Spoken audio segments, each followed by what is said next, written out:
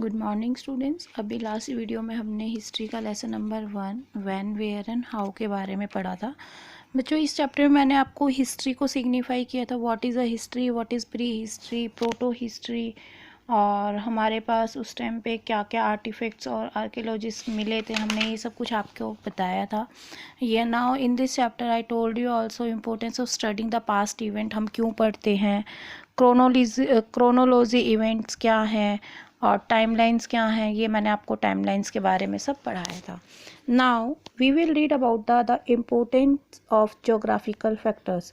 अब हम यहाँ पे पढ़ेंगे कि जो इंडिया के जो जोग्राफिकल फैक्टर्स हैं उनकी क्या क्या इम्पोर्टेंस है। देखिए बच्चों, since time immemorial, India has been capturing the attention of the outside world for its unique geographical features। देखिए, एक टाइम ऐसा था कि जो इंडिया थी वो इतना सुंदर था कि पहले इंडिया को सोने की चिड़िया कहा जाता था, right.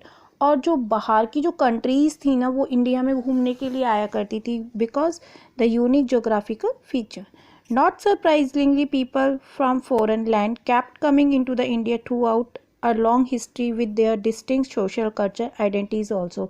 They are also coming here due to the social culture identities also. The northern part of the subcontinent is occupied by the Himalayan mountains. जैसा कि northern part जो subcontinent है, it is occupied by the Himalayan mountains range, which has acted as a natural barrier separating India from the Central Asian countries. At the same times, however, the passes in the mountains have served as a natural gateway for the arrival of peoples from outside, facilitating the intermingling and merger of different ideas, people, traditions and cultures। यहाँ पे clear है कि लोग जो यहाँ पे आते थे हिमालयस माउंटेन्स नॉर्थ वगैरह में देखने के लिए, तो यहाँ के due to their different types of ideas, peoples, culture etcetera.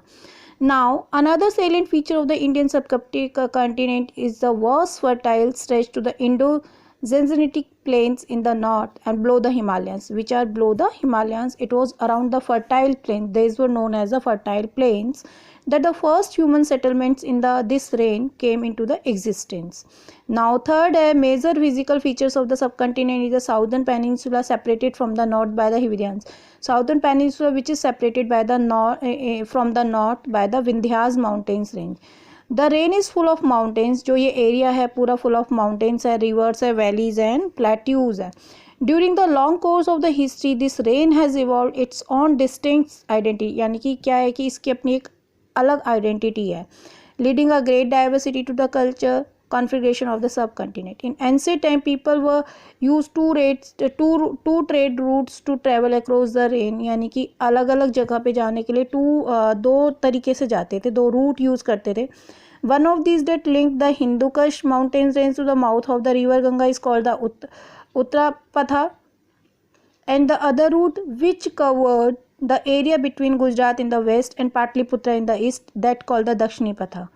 ठीक है, एक उत्तर पथा और एक दक्षिणी पथा। These were primarily trade routes. People used them for the other purpose as well. For instance, these routes were used by migrants, monarchs, militaries, leaders, spiritual leaders alike to achieve their respective ends. Right? अलग अलग leaders के द्वारा use किए जाते थे। Now, geographical factors also played a significant part in the way civilization flourished and declined, the Indus Valley civilization, about which we study in the later on। हम next chapter में Indus valley civilisation के बारे में पढ़ेंगे, right. Fertile plains on the bank of the river Indus, its tributaries serve as natural means for the highly productive agriculture practice. Subsequently, surplus in agriculture produce led to the birth of urban centers. This paved the way for the emergence of different classes of craftsmen and traders। यानी कि जो Indus civilisation है वो बहुत अपने आप में fertility के लिए, मतलब जो रिवर इंडस है वो फर्टाइल के लिए, प्लेन्स के लिए और ट्रिब्यूटरीज के लिए बड़ा फेमस है। जो वो है उसका जो एग्रीकल्चर के लिए बड़ा फेमस है, और जो agriculture produce led to birth to urban centres, ताकि वो एग्रीकल्चर जहाँ से होगा अर्बन सेंटर्स में हम उसे दे पाएंगे, right. Now sources of history. Now sources of history क्या है कि देखेंगे, we learn about the event that occur 1000 of years ago through the evidence. अब देखिए ये एविडेंस हमारे पास क्या क्या थे। Which are ancestors have left behind, यानी कि जो हमारे एनेक्सिस्टर थे जो छोड़ गए हैं उन सब चीज़ों को, these are known as the sources of history. देखिए historians and archaeologist come up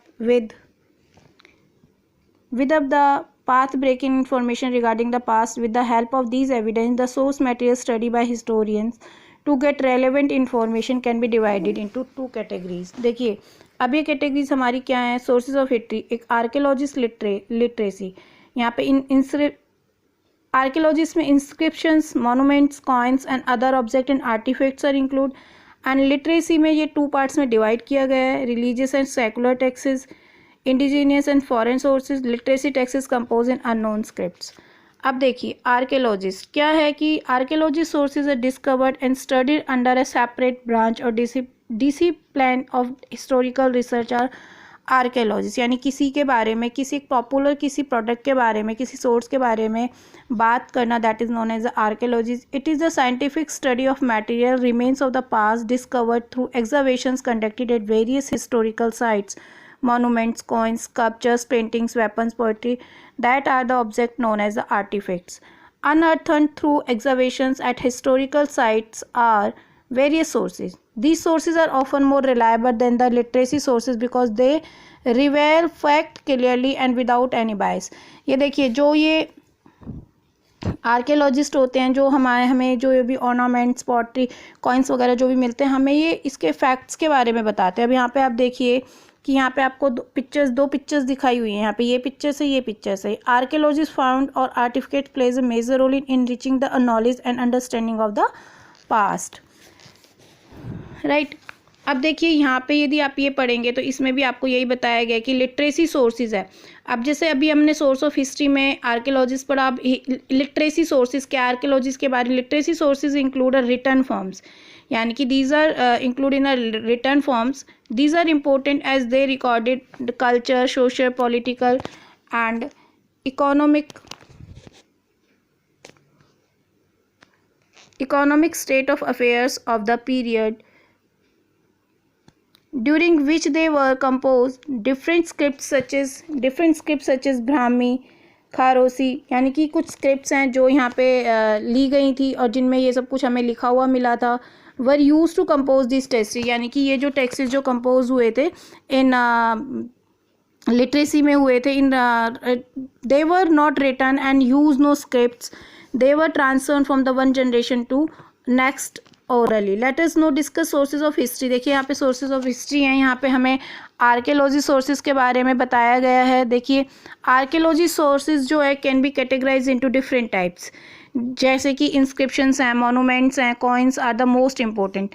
inscriptions के बारे में पढ़ेंगे, देखिए जो यहाँ पे आपको ये पिक्चर दिखाई गई है फिगर नंबर 1.5 में, that is known as inscription. Inscriptions means writing on pillars, rocks, caves, walls of forts, right, clay tablets, metal plates etcetera known as inscriptions, यानी कि खुदाई वाला जहाँ पे कुछ लिखा गया है जिन चीज़ों के ऊपर, that is known as the inscriptions.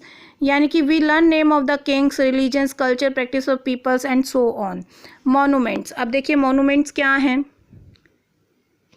Old buildings such as forts, places, temples, mosque, cemeteries which were built from some special purpose are called monuments।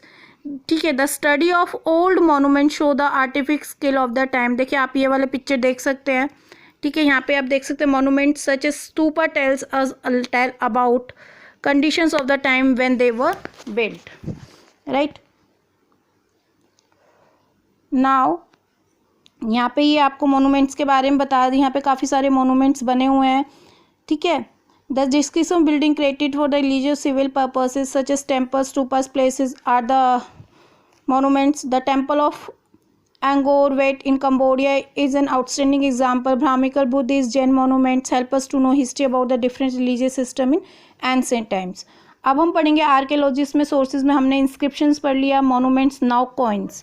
अब देखिए in ancient India the coins were made of the different material such as bronze. जो coins से पहले आपने देखे होंगे कि different उसमें बनाए गए थे मटेरियल में, डिफरेंट मेटल से बने हुए कॉइन्स थे, जैसे silver, gold, lead, copper. These coins scholars gather information. अब हमें क्या है कि हमें पुराने ज़माने के जब हमारे मम्मी पापा पैदा हुए थे, हमारे दादू दादी थे, तो हमें उस टाइम के लिए हम कॉइन्स मिलेंगे, we will collect them and we will get the information about that is known the archaeologist. Rulers who issues them coin, हम पता लगाएंगे कि किसने इनको इशू किया। Coin informs many kingdoms of ancient India had commercial relations between other countries. ठीक है, अब यहाँ पे आप देखेंगे कि गुड टू नो में numismatic is the study of coins, the study of inscription is called epigraphy. Epigraphy क्या होती है? Study of inscriptions. ठीक है, अब यहाँ पिक्चर में देखेंगे 1.7 में metals used in the coins informs about the financial status of the king who issued them. यानी कि कॉइन्स के बारे में पढ़ने के बाद हमें ये भी पता लगता है कि what was the financial condition of the king, या उसका स्टेटस क्या था जो जिसने इसको इशू किया था। Right now, other objects and artifacts. Other archaeological sources include numerous objects and artifact found during excavation such as tools, pieces of, यानी कि other objects क्या क्या मतलब उस टाइम पे पाए गए थे। Pottery, sculptures, painting, ornaments, they are used to valuable supplementary sources of additional information on the people who created them, time in which they were made, यानी किसने बनाया, किसने इशू किया। Numerous terracotta figuring, bronze statues, stencils, seal, etc. are using. The study of artifacts such as painting, first on other objects of the past enable us to draw an outline of the history of Indian art. Like the monuments, artifacts are the great source of information.